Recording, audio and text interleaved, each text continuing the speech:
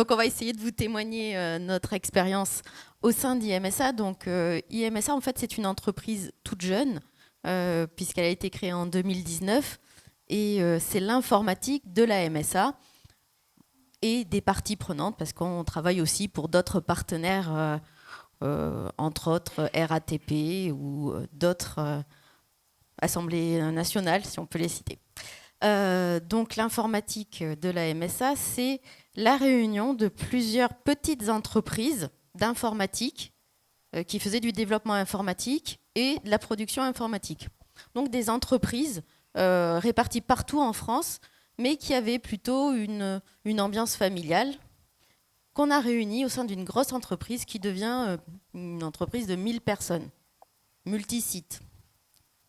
Et vous me voyez venir, on a été réunis en 2019, plus d'autres sites qui nous ont rejoints en 2021, donc dans une période où on n'a pas pu se rencontrer. Et il a fallu qu'on apprenne à travailler ensemble. Donc ce qui nous a amené avec les équipes, et surtout l'équipe prévention, à réfléchir sur comment on va travailler ensemble, construire ce collectif pour être performant. Parce qu'il faut être performant, ça c'est la demande de nos tutelles. Il faut qu'on produise des produits informatiques qui répondent aux attentes des caisses de MSA partout en France, mais derrière les caisses, ce sont des adhérents. Donc on doit délivrer du service public, de qualité, innovant. Donc on est toujours à assurer une veille technologique sur ces produits informatiques pour avoir un niveau d'expertise et avec un niveau assez élevé en matière de proposition de solutions innovantes. Donc être à l'état de l'art pour répondre à ces demandes.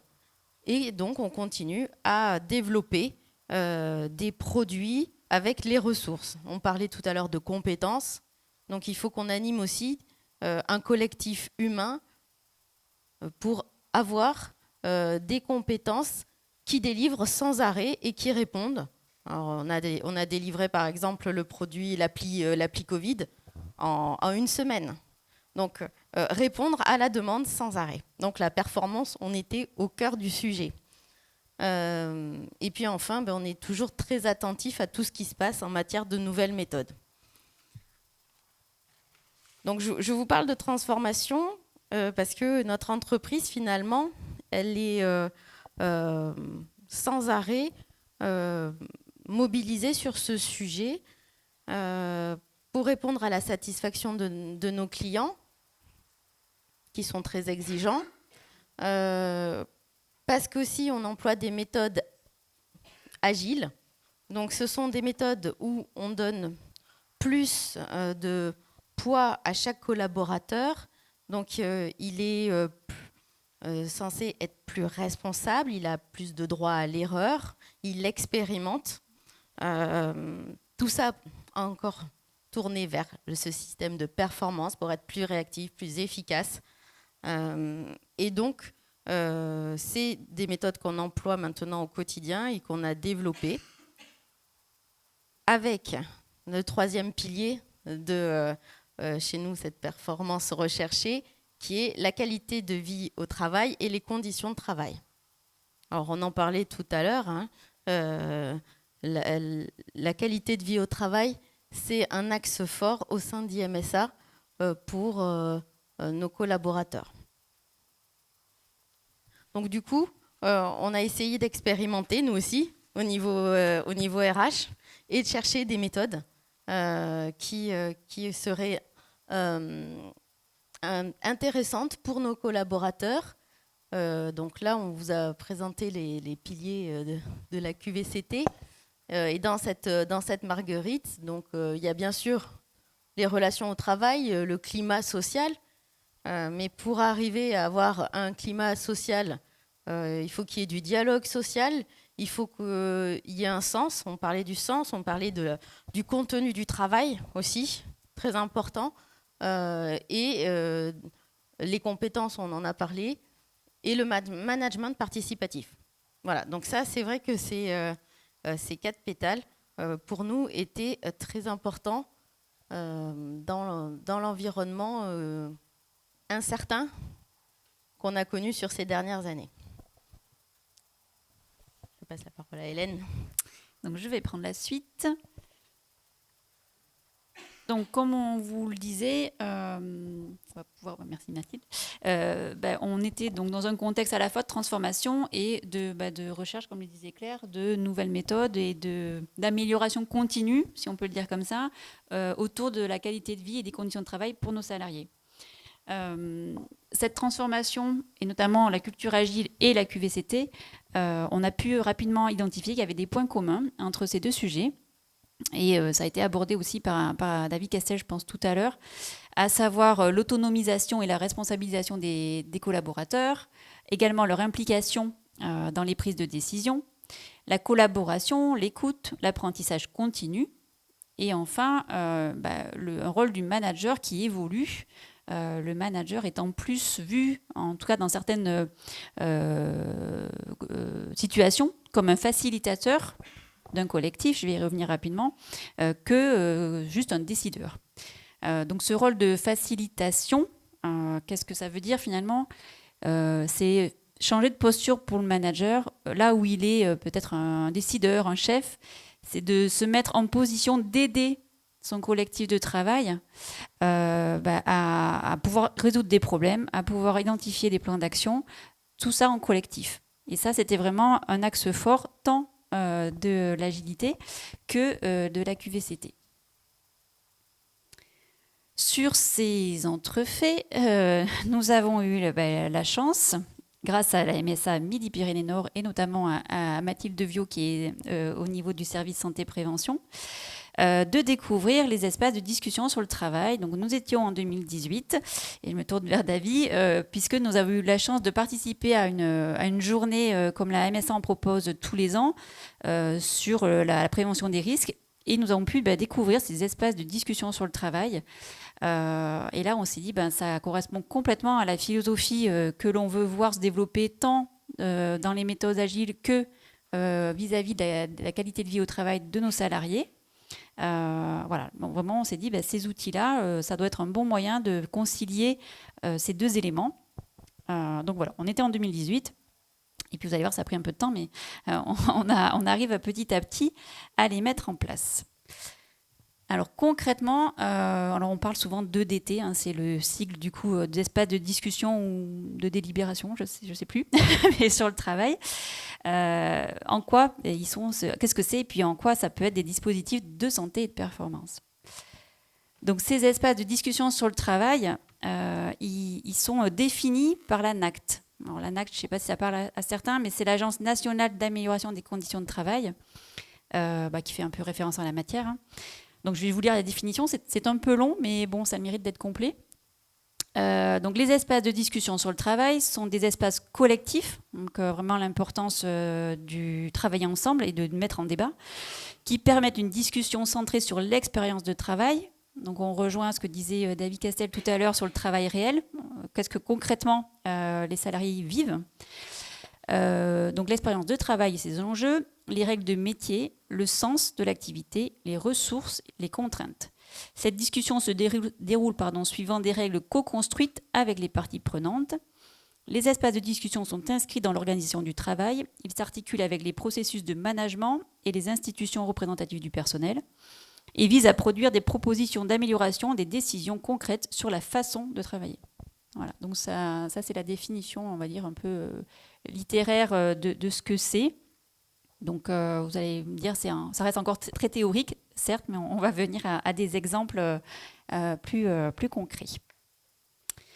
Donc pour vous expliquer comment au sein d'IMSA, on est arrivé à mettre en place ces espaces de discussion, ça s'est fait pas à pas. Alors IMSA, comme le disait Claire, c'est une grosse structure, on est environ 1000 collaborateurs. Donc ça a pris du temps. Je le lis à la taille de l'entreprise, il peut y avoir une certaine inertie, c'est pas forcément le cas partout. Et dans une structure plus petite, c'est complètement transposable, je pense, mais ça peut peut-être aller plus vite. Toujours est-il que nous, on a été dans une démarche pas à pas. 2018, donc on prend connaissance de l'existence des espaces de discussion sur le travail. On a choisi de passer par une phase de test. Donc, on a dit, on va commencer par une équipe qui a bien voulu tester. On a fait un premier EDT avec eux, suivi d'un bilan qui était positif. Et partant de là, on s'est dit, ok, ça nous correspond, ça a l'air de porter ses fruits. Donc, on est passé par une phase de formation d'un premier groupe de managers, 7 managers qui étaient volontaires, et puis de notre équipe de préventeurs en interne. Donc à l'issue de cette formation, nous avons pu commencer à expérimenter un peu plus largement ces espaces de discussion. Donc je vous ai mis 3 exemples de sujets qui ont pu être traités dans ce cadre-là. Le premier, c'est connaître le travail de chacun pour mieux travailler ensemble. Donc on l'a dit tout à l'heure, on est l'issue de fusion. Donc il y a des personnes qui travaillent aujourd'hui dans la même équipe, mais qui pour autant connaissent pas forcément très bien les contraintes et le métier de l'autre. Un autre exemple sur gagner en maîtrise sur la charge de travail. Donc ça, c'était dans une équipe administration RH, donc sur un autre sujet, où il y a une charge de travail importante. Donc l'idée, c'était de la mettre en débat et de pouvoir identifier des marges de manœuvre. On y reviendra. Et puis un troisième exemple sur quelle organisation face aux restrictions budgétaires. Comme toute entreprise, il y a parfois des projets qui sont prévus puis qui prennent du temps à être financés. Et voilà, une équipe était concernée par ce sujet-là. Et donc ça a également été mis en débat et discuté. En parallèle de ça, on a pu aussi mettre à disposition au niveau de l'équipe santé-prévention nos compétences sur des sujets qui étaient majeurs chez nous et qui le sont toujours d'ailleurs, sur la charge de travail, le travail de qualité ou le travail hybride. Donc voilà un peu des exemples de ce qui peut être discuté, mis en débat. Peut-être juste, je voulais souligner aussi que la mise en place de ces espaces de discussion sur le travail, ça a été fait aussi de façon travailler avec les élus du CSE qui étaient tout à fait partants pour qu'on déploie ce type de dispositif. Puisque aussi étaient convaincus que ça allait dans le bon sens en matière de qualité de vie au travail. Alors en termes de résultats, de bénéfices et de risques, sur les bénéfices, les risques, peut-être vous donner deux exemples concrets d'outils ou d'exercices, je ne sais pas très bien comment on peut les qualifier, pour après que vous compreniez mieux les bénéfices et les risques. Il y a par exemple un petit outil qui est très puissant finalement, qui s'appelle fierté-frustration. On a abordé ces 2 termes tout à l'heure. L'idée, c'est de demander aux personnes qui font partie de l'atelier de travail de citer sur la semaine passée 2 fiertés, 2 frustrations professionnelles. Et en fait, on se rend compte que ça va permettre de faire émerger ce qui permet de faire un travail de qualité. En général, on en est fier. Et à l'inverse, ce qui a pu être frustrant, ça va être ce qui est un frein, ce qui va plutôt générer une qualité de travail dont on ne va pas forcément être satisfait. Et ça, donc, c'est un petit outil vraiment simple qu'on peut mettre en place au sein des espaces de discussion sur le travail. Et qui est assez puissant. Donc ça, c'est un premier exemple. Un deuxième exemple qui s'appelle l'instruction au sosie. Alors là, on imagine, en général, ça se fait en binôme, voire en trinôme. Donc, on va dire 2 personnes, un instructeur et son sosie. Et l'instructeur, on va imaginer que le lendemain, il est absent et il faut qu'il fasse passer à son sosie toutes les consignes possibles pour que personne ne s'aperçoive de la substitution. Alors ça paraît rien, mais en fait quand on fait l'exercice, on se rend compte qu'on va être amené à parler de son travail comme on le fait rarement, avec un degré de précision. Qu'est-ce que je fais ? Comment je le fais ? Ça on en parle rarement. Avec qui je le fais ? Comment j'interagis avec mes collègues, etc. Et là aussi vont émerger des choses, ça facilite finalement l'expression de comment on travaille, de ce qui fait ressource pour nous, de ce qui est plus contraignant. Et l'idée, c'est que ce binôme, ils comprennent mieux le travail l'un de l'autre. Voilà, c'était 2 petits exemples qui permettent donc d'illustrer les bénéfices et les risques que vous voyez écrits ici. Je pense qu'un des bénéfices, le premier, c'est la prise de conscience de comment travaille l'autre, de ce qui fait sens pour lui, des difficultés qu'il peut rencontrer. Par là même, les collectifs de travail sont renforcés. Quand on comprend mieux les contraintes de son collègue, on va être plus attentif, au délai qu'il nous demande par exemple.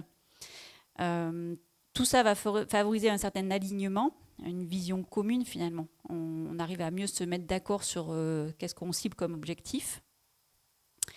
Un autre intérêt, c'est également au travers des espaces de discussion, on va pouvoir se sentir acteur, on va renforcer son autonomie.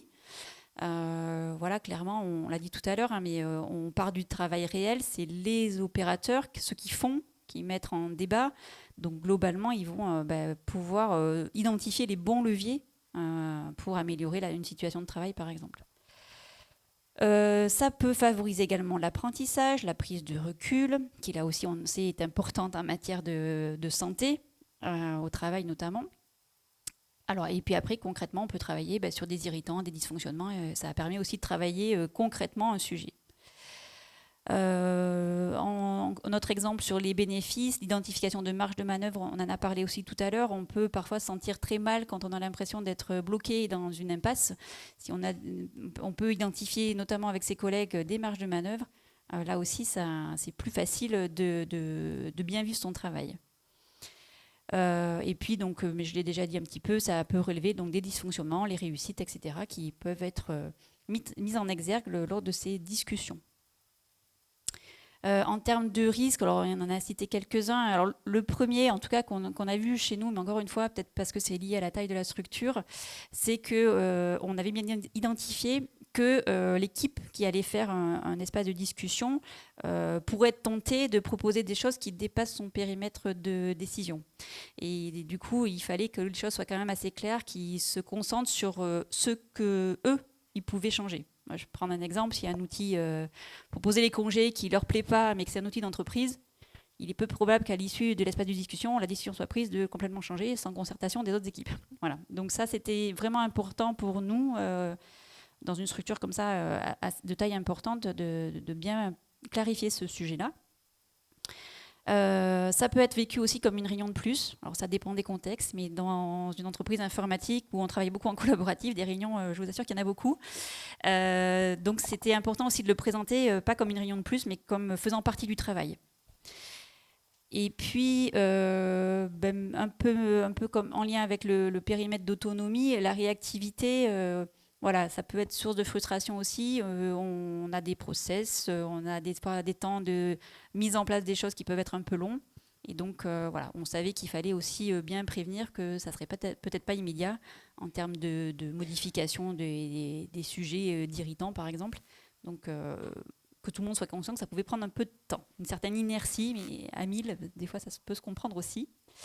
Et puis, dernier risque, c'est sur les participants, mais c'est inhérent finalement à tous les groupes de travail. Il peut y avoir des personnes qui vont être en contradiction, plus ou moins systématique, ou en retrait. Et là, finalement, c'est la compétence de l'animateur qui va faire que tout ça se régule et que chacun participe dans le cadre donné, quoi. Voilà, je pense que moi aussi je déborde largement, mais on est à peu près, je pense, au bout de ce qu'on voulait vous présenter. Donc, en matière de résultats, je vous ai donné les deux exemples, l'instruction au sosie ou fierté et frustration. On a vraiment pu voir que dans les équipes où ça s'est fait, les réactions, ça a été j'imaginais pas que tu faisais ça. Tiens, je comprends mieux pourquoi tu me demandes tel sujet à telle date et que c'est impératif pour toi, etc. Donc des vraies prises de conscience des contraintes de l'autre et de ses ressources, de ce qui pouvait être stressant aussi pour l'autre. Là où on a tous nos perceptions et nos façons de voir qui peuvent être différentes. Donc la mise en débat de tout ça a permis ces prises de conscience-là et donc une meilleure compréhension dans les collectifs de travail. Et puis on voit aussi que petit à petit, ces pratiques, elles s'intègrent dans les pratiques managériales, donc à notre plus grand bonheur, puisqu'on est convaincu et que si ça peut essaimer, c'est très bien. Donc, en termes de suite, au niveau de l'entreprise, comme je vous le disais, là, on a une petite dizaine de personnes qui ont été formées et qui, du coup, mettent en œuvre. Dans ces équipes-là, on voit qu'effectivement, ces espaces de discussion deviennent un fonctionnement habituel. Ça s'est ancré dans les pratiques, donc ça, on en est ravis. Et comme on est convaincu que ces espaces de discussion, c'est des bons outils en termes de prévention, on vise à essaimer dans l'entreprise en organisant des partages d'expériences de ces premières personnes qui expérimentent auprès de leurs collègues managers, Nous avons là aussi la chance que tous ceux qui ont été formés sont volontaires pour être co-animateurs, donc en support de managers qui voudraient se lancer. Donc là aussi, ça permettra, je pense, d'aller un peu plus vite. Et puis, donc, on va intégrer cette formation sur les espaces de discussion dans le parcours de formation de nos managers. Et puis, dernière fierté, parce que, puisque c'est sur le thème, c'est finalement qu'on voit que des directions, des équipes qui n'étaient pas du tout dans les équipes de départ qui ont contribué, ont participé à la formation, nous sollicitent. Et donc, on pense que voilà, c'est sur le bon chemin, puisque les directions voient l'intérêt de ce type d'outils.